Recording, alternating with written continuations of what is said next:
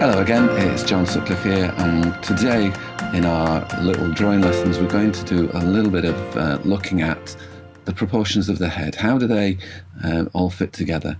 I've shown a previous video a speedy drawing of the head, and I've positioned the shading and the nose in different things just from experience, but just to get a little bit more of a clue on it, this is a little bit of a theory lesson.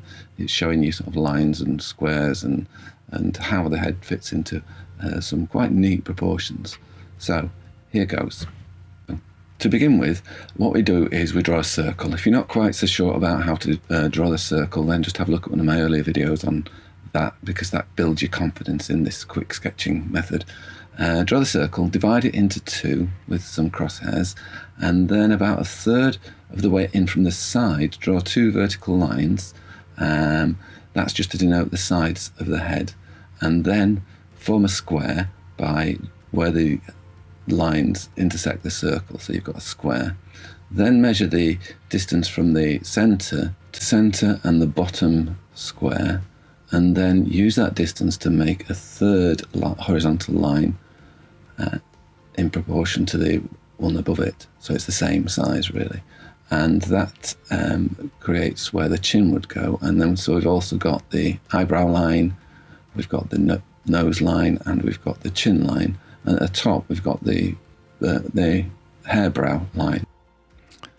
Now moving on to the eyes, we're going to redraw something now. So what we're going to draw is the square again, and draw the middle and the of the square both vertically and horizontally. So you've got the horizontal line represents the level of the eyes, and the middle line represents the median line, which is the centre of the face. So next it's positioning the centre of the eyes, and if we've got our original square drawn, and I've just outlined them in pink here, just the sides of the temples, halfway between the sides of the temples and that centre pink median line, we'll drop some vertical lines down which will show the centre of the eyes, and then we'll look at the actual size of the eyes. Now the eyes are approximately half the width of the head, and if you look closely there's one eye width between the two eyes, and then there's at the side of the eyes it's about 3/4 of the width of the eye to the sides, so it's a little bit of a not guesswork but judgment work to think about there. So if we want to recap and just make it simple, we see that the eyes are halfway up the head, and the head is approximately 5 eyes wide, with one eye width between the eyes, which is also equal, actually, if you drop those lines down, you see that they're equal to the width of the nose.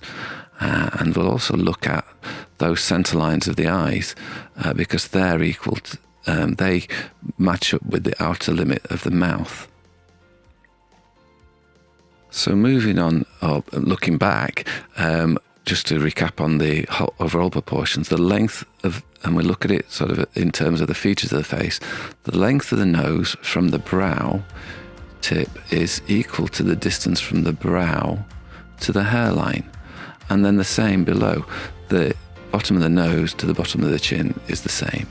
And so the head can be divided into 3 plus whatever's up above for the hair, but that's all going to be different shapes, unlike this sort of hairless figure that we've got in front of us. So the next part obviously is to think about where the bottom eyelid is, and also in particular the positioning of the mouth and the ball of the chin, which is going to help us form the rest of the head. So we're taking the two sections, the nose area to the brow line, and if we divide that into 3, then that will give us a couple of marks, one that is more or less suitable for the bottom eyelid, and the other one which is suitable for the tops of the wings of the nose, the ball of the nose area.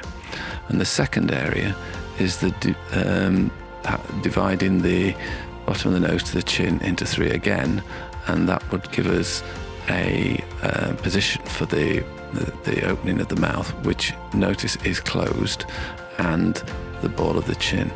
You must bear in mind that if the mouth is open, that will be quite different, and the whole jaw shifts down in all of this. So this is obviously for a closed mouth head, which is fine.